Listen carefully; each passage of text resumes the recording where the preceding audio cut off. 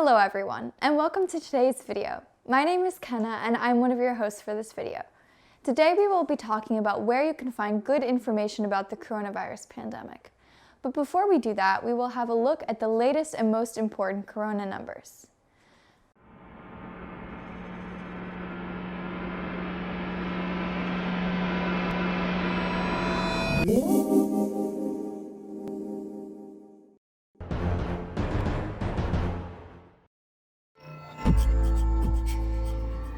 The 7-day reproduction number in Germany was 1.11 on the 14th of April.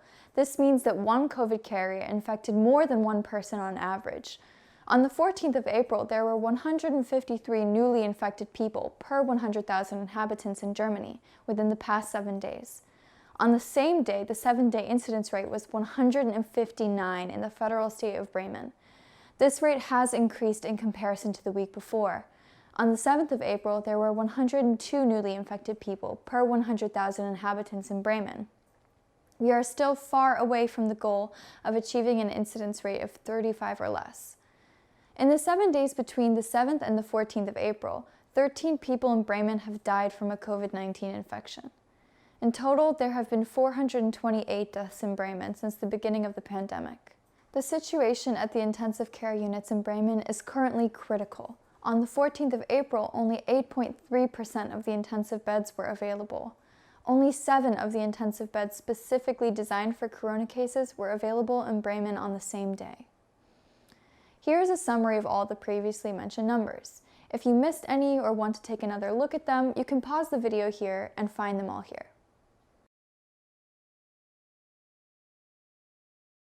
Last week, our tip of the week was to get your information about the coronavirus from reliable sources.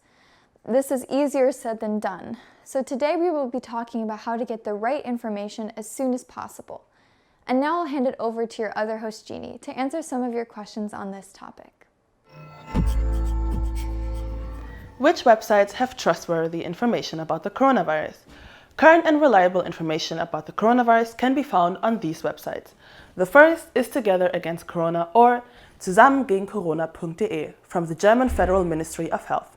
The second is Protection Against Infection, or infektionsschutz.de of the Federal Center for Health Education. And finally, the Robert Koch Institute's website. However, most of the information on these pages is only available in German. Information in many different languages can be found on the website of the Federal Government Commissioner for Migration, Refugees and Integration. The World Health Organization website also offers a lot of information about the coronavirus in English, French, Russian, Arabic, Spanish and Chinese. The links to the websites can be found in the description of this video. How can I recognize a good website? In order to assess whether a website is trustworthy, you should first check if you know who created the site and who finances it. For example, you can find information on this in the legal notice or impressum. Make sure that the goals of the organization are mentioned on the website. We should be cautious about the information presented when the virus is downplayed or dramatic headlines are used. Especially be suspicious about the websites and information when it tries to scare you or presents you with extreme positions to try to guide your decisions. Furthermore, be careful in case of missing or doubtful sources. Always pay attention to the references and trust websites which have multiple ones. A checklist in German for recognizing a good page can be found at Health Information or gesundheitsinformation.de. The link to this website is in the video description.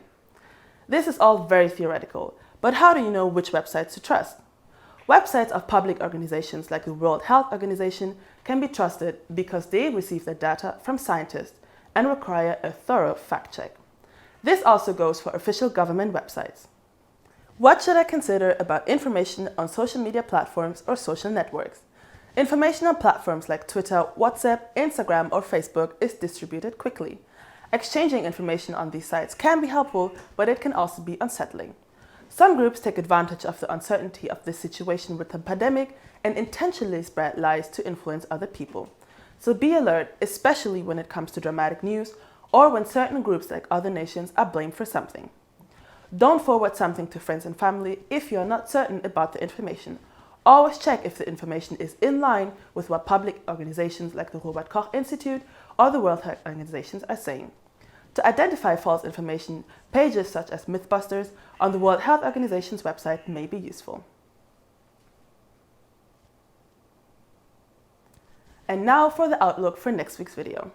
The pandemic has changed our everyday life significantly. The current situation can make you feel worried, lonely, frustrated, and sad. Because of that, next week we want to share some positive news with you and give you some advice on how to help someone who is having trouble dealing with this difficult situation. And now I'll hand it back to Kenna for the tip of the week. Of course, it is important to be well informed about the current situation. However, an overload of information can also make you afraid of the virus and reinforce negative thoughts. So try not to overwhelm yourself by thinking about the coronavirus all the time. It is better to set yourself a certain time window during the day in which you specifically inform yourself about the news on the coronavirus. Thank you for watching this video. If you liked it, please leave a thumbs up, subscribe to our channel, and share this video with your friends and family. What are your thoughts regarding today's topic, and which other topics would you like to see a video about? Let us know in the comments below. See you next week. Stay connected, stay informed, stay healthy. These videos are developed by students from Jakobs University here in Bremen and the LVG AFS Niedersachsen, supported and produced by the SMP Media Center.